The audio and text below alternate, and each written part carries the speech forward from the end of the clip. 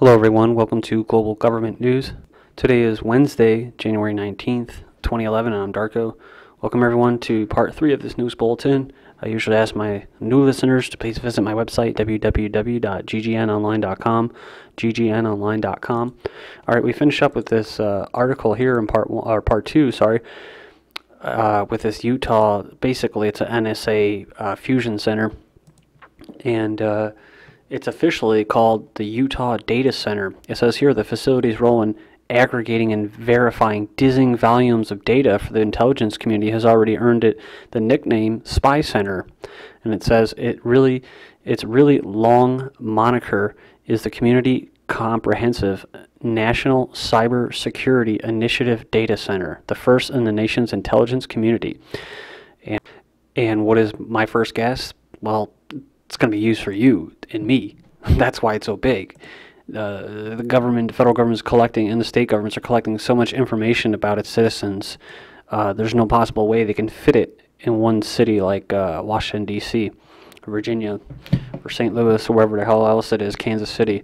So now they have one in Utah, and it says White House document identifies the Comprehensive National Cybersecurity Initiative as addressing, quote, one of the most serious and economic and national security challenges we face as a nation, but one that we as a government or as a country are not adequately prepared to counter. Oh, okay.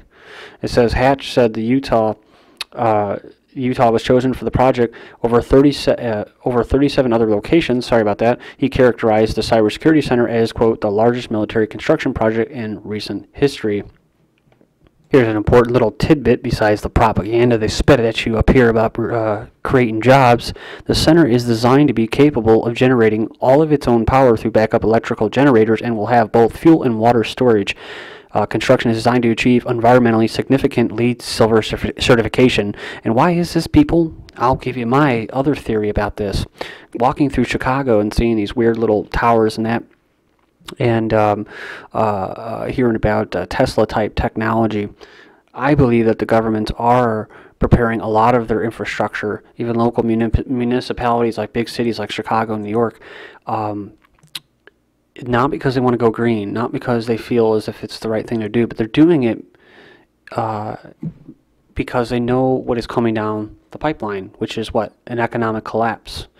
Civil unrest due to economic collapse, food shortages, water shortages, basically all of that, right? So when that happens, they want to make sure that they can protect themselves so that when all the plebs and the slaves can't, turn on their heat or can't feed their kids, basically this spy center, this humongous spy center, as they themselves are calling it, the intelligence community is referring to it as, basically is set up for you. So in the event of this collapse, they're still going to be able to operate drones. They're still going to be able to, carry out all these invasive anti-privacy intelligence gathering measures, all in the name of fighting Al-Qaeda, right?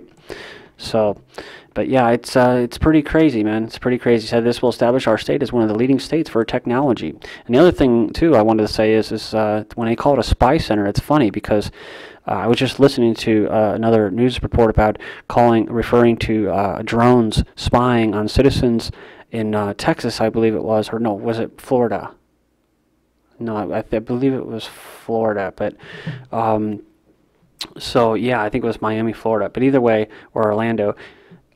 They're referring to it as not a spy, we're not spying, we're surveilling. I'm like, oh, okay, well then, okay, that makes sense, then you're good to go. Okay, it's just surveillance. So, and then I came to the conclusion after watching that video that, see, when the slaves realize or know or are aware that they're being spied on, it's surveillance. But when they don't know, that's spying.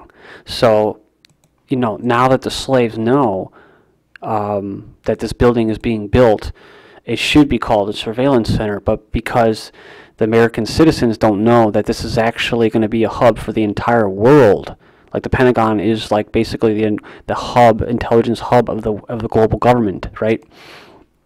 This is going to be the spy center for the world government, and but it's also going to be used against American citizens. So, and they're not going to think it's going to be them because they're saying it's going to be used for what? Terrorist activity. And Americans will never, ever dare think that they would be referred to or be a possible terrorist suspect. So Yeah, so it's just basically surveillance, because when they call it surveillance, what does that mean? Just like that Air Force pilot that was operating the drone said down in Florida in that interview with the AP, he said, what? While we're doing it, we're carrying out the surveillance measures to keep you safe. So see, they're doing all this like everything else to keep you safe, and the only thing that can keep you safe from is from yourself, right? Because there is no real terrorist threat. Most of it is fabricated, manufactured by governments and intelligence agencies themselves in order to bring out more tyranny, more surveillance on their citizens. So anyways, Utah City may use blimp as anti-crime spy in the sky. So Utah is really becoming, if they weren't already, a little fascist nation in and of itself.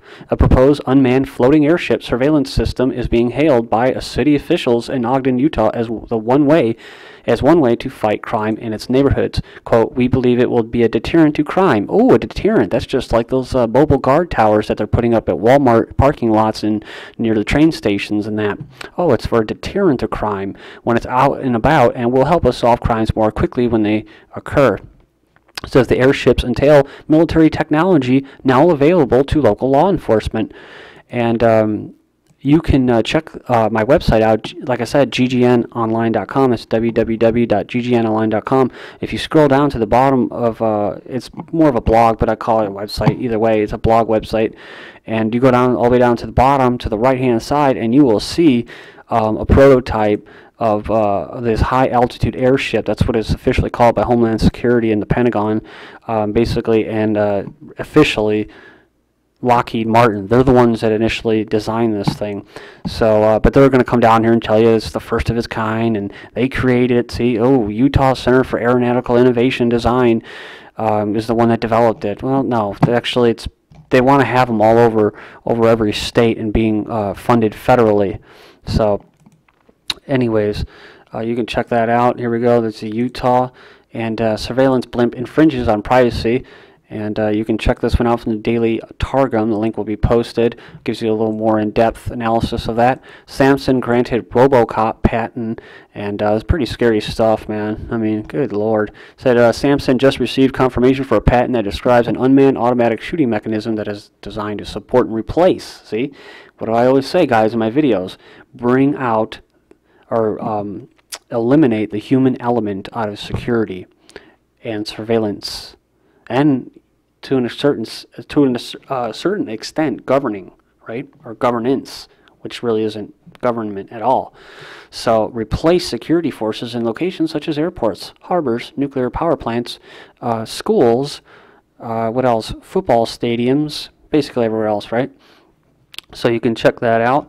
A link will be posted.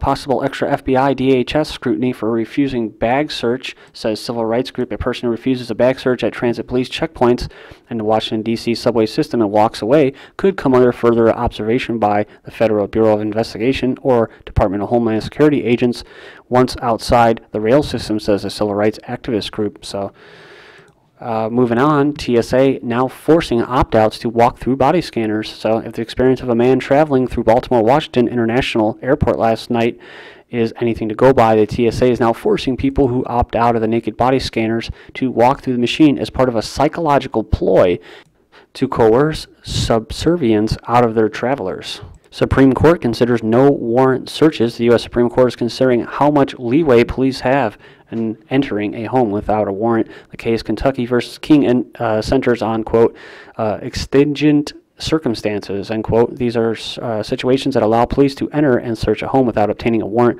Sort of the exceptions to the warrant requirement, i.e. authorities suspect criminal activity but believe that time is a factor due to a life being in danger, a possible escape or destruction of evidence. So I said it's reached the highest court, and you can check that out as well. DPS ID system where his parents is from the Michigan Citizen.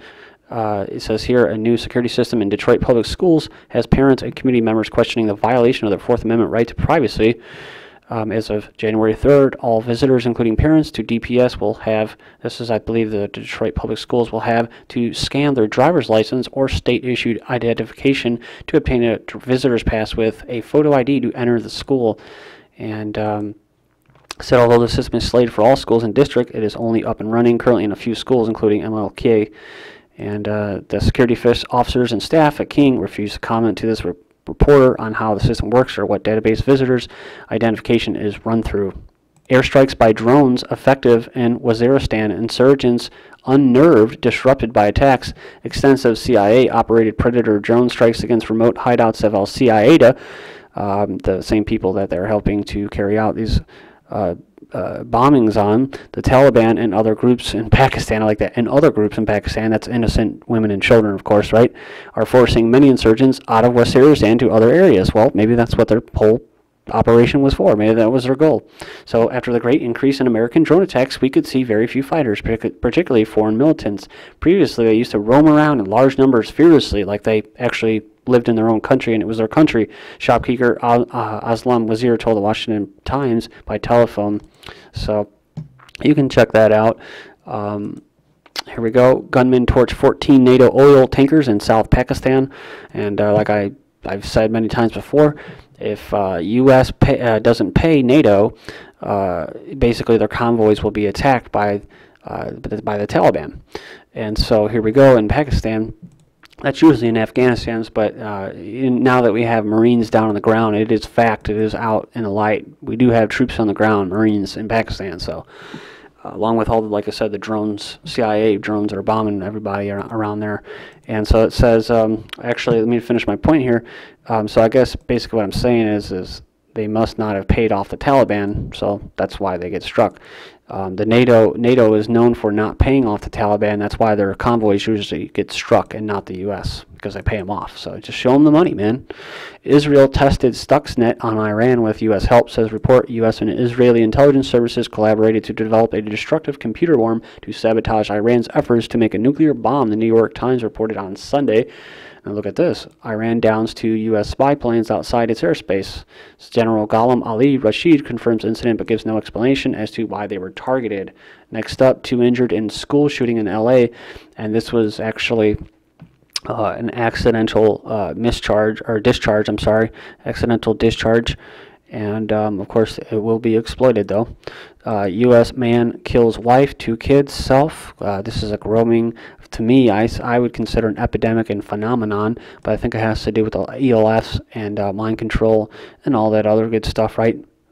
The scientists that engineer society refer to it as behavior modification. So Americans buy more guns after the shooting, and you go down here, and it says here, we're at double our volume over what we usually do. Bloomberg quoted Greg Wolf, the owner of 2 Arizona gun shops, as saying, quote, when something like this happens, people get worried that the government's going to ban stuff. Well said. So next up, Wisconsin expected to expand gun owner rights. Says paper. I already talked about this in the first video, news bulletin, so you can go check that out. Very, like I said, a hunting and fishing state, so it's kind of surprised that they even had guns banned to begin with. Chinese regime's new reporting restrictions shocks press freedom group. Check this out, guys. Chinese regime's reporting directives. Number 1, don't blame the Communist Party for mass protests. Number 2, don't discuss political reform and corruption cases. Number 3, guide public opinion on property market employment.